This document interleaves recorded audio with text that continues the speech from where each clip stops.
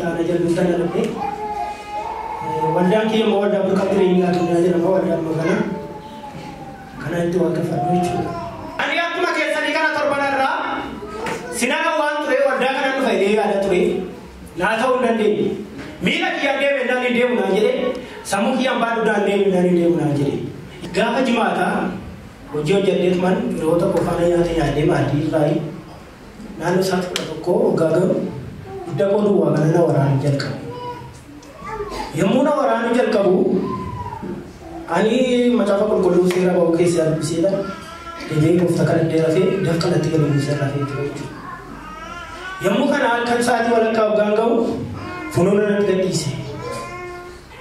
Funuunsa gaafa natti gadhiisu waan mataa na dhukkoo fuudhamee laata jedhee kan gooftaa maal waan kun jedheetuma deebi'ee rafe.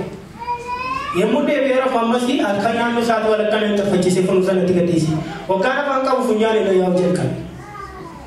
Ammas funyaan kiyya kana ukkaamsadhee gooftaa kadhadhee deebi'ee rafe. Halkan naannoo sa'aatii sagalee waggaa ta'u funuuna furfurdaa kanatti funyaan kiyya keessa citee gadhiisuu jalqabe.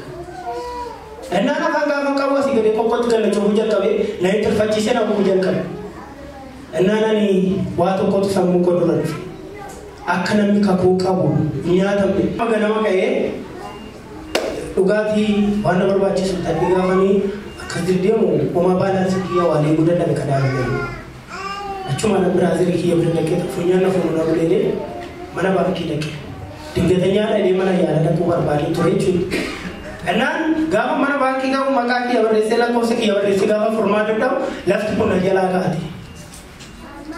Nan qaban jedha naan dhaabbatu ofirra gattaa isa jibbutti of awwaalaalee namoonni dhugaan bina jedhu bishaan natti naqanii maal taatee dhukkuba akkana qabdan lallaaqii hin qabu jedhee. Hin qabdu hin qabu jedhee. Achumaan yoo beektan naan lakkoofsa Biraaziilii kiyyaa kenneefi ammasumaan dhufe. Gaafa Biraaziilii kiyya dhufu fuudhee mana yaalaa na geesse. Mana yaala gaafa nageessu dhiigni isaa gadi bu'eera amma gulukoosii gochuu fi qabna malee jedhan. Achumaanan gulukoosii kana hodhuma fudhadhuus ganama isaa akka fudhee nama bahee naannoo isaatti sagalee gulukoosii kana fitee bahe.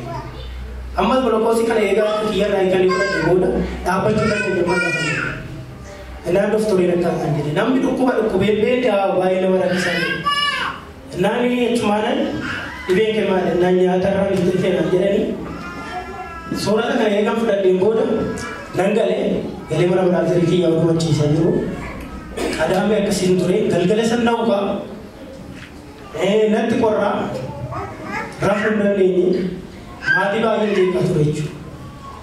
Sa'aatii 10 irratti ganama garuu dhufee sifaana waaqessuudha waan ture sa'aatii 10 irraa ugaa gahu dhukkubni inni na funuunu sun inni ba'aa natti ta'e sun amma narraa ka'e. Amma ba'aa gaafa narraa ka'u sammuun kiyya kun immoo na ta'e. Abjuu natti ta'e qalbiin koo na jeeqa. Waan anu badhaan jedha waan dabarsee yaadatan jedha hin danda'u yaadu. Isa fuulduraa yaadan jedha hin danda'u yaadu. Innaani kan marran kan ta'e akka wanticha san ta'e Yesuus na agarsiisee waan ta'eef Biraaziiliin kiyya na fuudhee sa'aatii 10 gaafa ta'u mana yaalaa na geesse. Gaafa mana yaalaa nageessu ammas dhiigni isaa gadi bu'eera gulukoosii kennuufii qabnaadhe. Innaan danda'uu isin beenu naan jedhani akkamitti dhiigni kiyyaa asitti akkamamaan ture galeessa akkamitti akkana ta'annaan ammas immoo lakkii dhiigni kee gabbuurra waan ta'eef kana hotee malee ta'udha. Cumaan na dhukkubaa jiru mataa koo kana baachuu dadhabaa jira malee lakkii anaan na dhukkubaa hin jiru hin jedhe. Innaan maaliin innaan illoole Biraaziiliidhaan wal lolan jechuudha yeroo san gidduutti. Achuma nama Biraaziilii bohame kota akkasuuti. Ana waldaa nageessi. Nafa yaa waan irra jiru sin nageessa koo waldaa nageessi jedhee. Achumaan naannoo sa'aatii 10 sana gaafa hojjaa duraa sa'aatii 2 irratti adii godhanii nan dhagee hin dhanne Biraaziiliin koo fidee gaafa naa dhufu namoonni muloo rifatanii ilaalan. Raajii addaamuun baay'ee kadhachaa jiru hoggaan isaan arguun baay'een gammadee garaa koo keessatti. Maaliif yoottan ayyaanni sarara jiru kaleessas gadda gurguddaa naafummaa gurguddaa jaamummaa gurguddaa irra dabarsee waan ta'eef har'as na fayyadee tan dhukkasuuf taa'e. Innaani naa kadhatanii yommuu inni bishaan mataa kootti naqu sana qalbiin kiyya sunis sammuun kiyya sunis akka shiboo dachaati wal keessa galte. Ennaani